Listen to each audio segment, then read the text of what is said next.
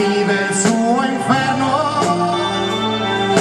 la sua bocca più non parla, le sue notti non le dorme più, sta nascosto dietro il suo pensiero, muore un uomo, muore senza il vero. Il pilota di Hiroshima, un duro alla maniera di John Wayne, rei pascuri, lavoro e la guerra, ma negli occhi quel bimbo sulla terra, fuori nel mondo chissà dove,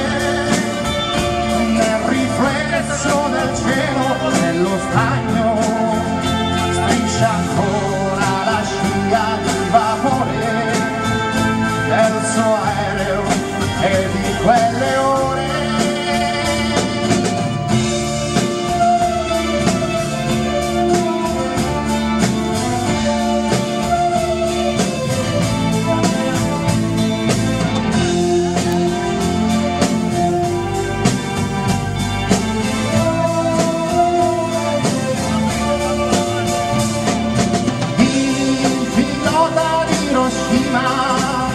Un duro alla maniera di John Wayne,